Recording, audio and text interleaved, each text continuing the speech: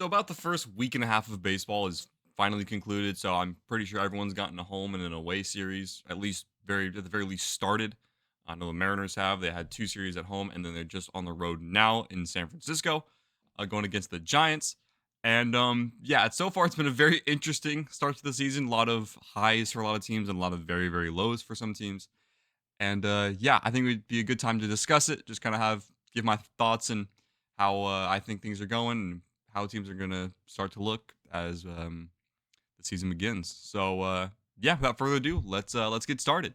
Also, before I really get into things, I do want to apologize that I have been gone the past couple of days, at least on the YouTube live streams, because I did say that I do want to try and live stream my reactions and play-by-play commentary to as many Mariners games as I can this season.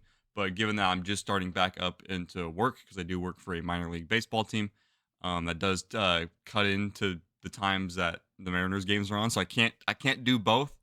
And then of course I still have school going on, but that shouldn't be as much of a hindrance as work will be. But yeah, I should be back tomorrow as of recording. I won't be back on tonight because I do have work tonight. But tomorrow, Sunday, April 6th, against the Giants, the third game of the series. And yeah, I should be live at around 1 o'clock Pacific Standard Time because the game does start at 1:10. So yeah, looking forward to seeing you there. All right, so for starters, I want to talk about some of the more popular teams that have been doing well, and namely the World Series like matchup teams, the Yankees and the Dodgers.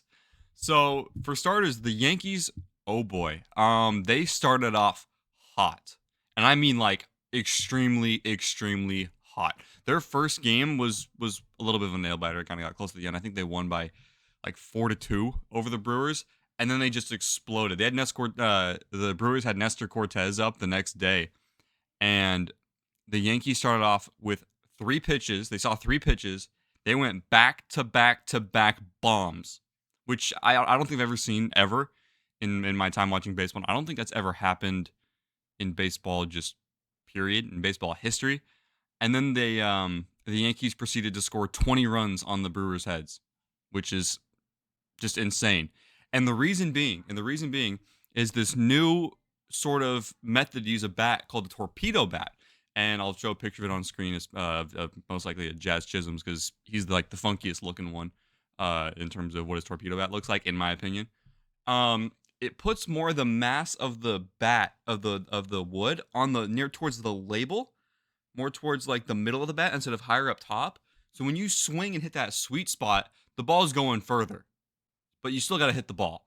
And I don't think Aaron Judge is using one of them, and he hit 3 home runs that day. He almost hit 4, which I don't think it's only been done a handful of times.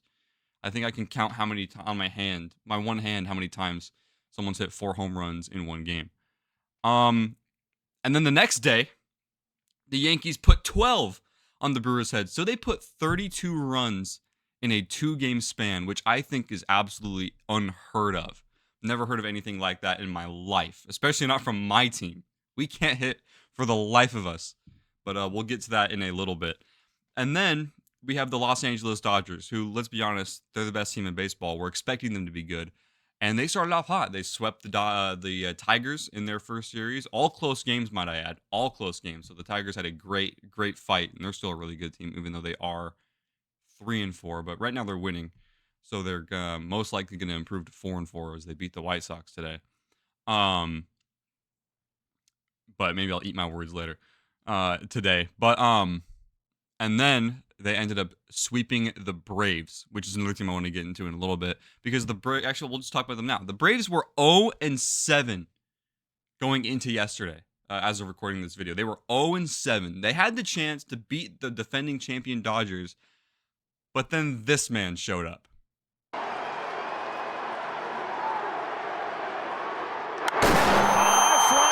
Center field. Harris is back. Oh, Tony! Inevitable!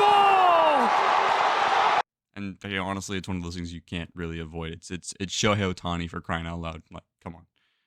And then of course the media just is gonna go crazy for it, and rightfully so. Shohei Ohtani's he's a dog. He's the GOAT. So yeah, it's cool. I'm just glad he's out of the AL West. But yesterday, as of recording, the Dodgers finally suffered their first loss at the hands of the Philadelphia Phillies on a strike him out, throw him out. That was initially called safe at second base, but they overturned it after replay review. So, yeah, good job, Phillies. You took down the reigning champs. It was going to happen eventually. Just wanted to see by who. So, yeah, now the Dodgers are 8-1, and I think they're taking on the Phillies again tonight. So that's going to be fun. And the Braves, they finally got their first win yesterday.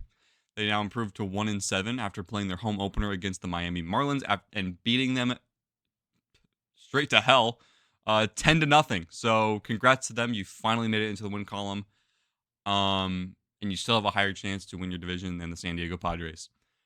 Which then goes to my next point, because the San Diego Padres, they started off hot 7-0, which is the best start for the Padres in franchise history, which was actually 5-0, but they just kept on winning and winning a couple more games until they lost after playing their first road game at Wrigley Field against the Chicago Cubs by losing 3-1.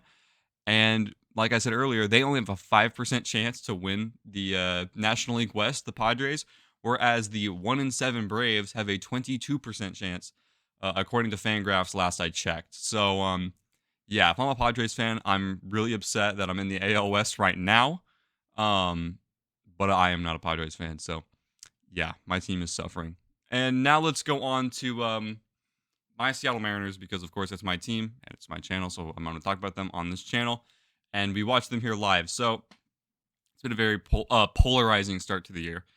We won opening day, very in a very grand way, not Grand Slamish, but very exciting, and it was a great comeback, which I thankfully got live. And then we proceeded to lose the next 2 games. Unfortunately, I did not stream those games. And then we won the rubber match because Julio homered, and that's my GOAT. So good job for him for homering. This is his earliest he's ever gotten his first home run in his major league career.